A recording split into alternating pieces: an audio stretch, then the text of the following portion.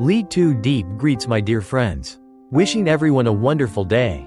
So after many efforts, today Diep officially became a mother. After many difficulties and hardships, James rewarded her with a great gift. Let's watch today. The small house on the hillside was almost finished. Its wooden windows still fragrant with fresh paint. In the kitchen, where the scent of plaster lingered faintly, Diep gently tied the hair of little Nhi, the orphan girl with bright, innocent eyes. Let's make you look pretty, sweetheart, so we can go pick papayas, she said softly. The child's laughter filled the house, light and pure like morning sunshine. Since the day Nhi came into her life, Diep had felt her heart soften. She had never been a mother, nor even imagined herself as one. Yet the child's presence felt like a quiet blessing, something she hadn't known she needed until it arrived. One morning, James, a kind foreign man and Diep's soon-to-be husband, visited the two of them. He knelt beside the girl and asked in a warm, steady voice, "Did you sleep well, Nhi?" The little girl nodded shyly. "Yes, I did." "And do you want to go camping again?" He smiled. "Yes," she said eagerly, her voice full of excitement. Diep watched them with a smile that faded into worry. Her grandparents refused to take her back. She whispered to James, "If no one adopts her, she'll have to go to an orphanage. I'm afraid I can't take care of her properly." James took her hand. "If you truly want to be her mother, I'll help you," he said. "You won't have to do this alone." But motherhood, Diep soon learned, was not only about love.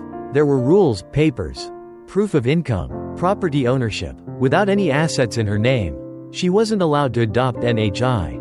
Her heart ached when she heard the officer's words. James, seeing her distress, decided without hesitation he would transfer a piece of land worth 600 million dong into her name. "So you can legally adopt her," he explained gently, "so she can truly be your daughter." Tears welled up in Diep's eyes. To others, it might have been just land, but to her, it was a symbol of faith, a bridge toward love. That evening, as the sun dipped behind the hills, James turned to Nhi and asked, "Would you like to live with Ms. Diep forever?" The girl nodded, smiling brightly. "Yes, I like being with her because she takes me to pick fruit." Diep knelt down and embraced the child, whispering through tears, "Then from now on, you'll be my daughter." In that moment, there were no lawyers, no documents, only a mother's heart finding its child. Days passed, and laughter filled the house, while James managed a bridge construction project nearby, a project meant to help local children cross safely to school. Diep and Nhi spent their days tending the garden, cooking, and harvesting fruit. Their life was simple, but full of warmth. In the evenings, James would come home, roll up his sleeves, and help prepare dinner. "Being a mother isn't just about money," James told her once, watching her gently feed Nhi. "You have to split your heart in two, half for yourself, half for her." Diep smiled. "I can do that, because with you and her, I already have everything I need." When the adoption papers were finally approved, Diep officially became Nhi's mother.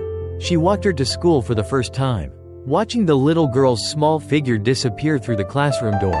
Nhi turned back and waved, her smile as radiant as the morning sun. Diep squeezed James's hand, tears glistening in her eyes.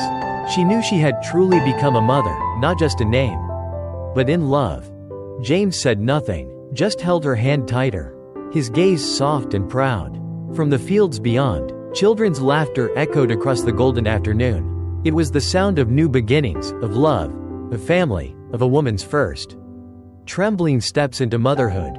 In that quiet, beautiful moment, Diep understood what it meant to be a mother, not to give up everything, but to learn how to love someone with all your heart.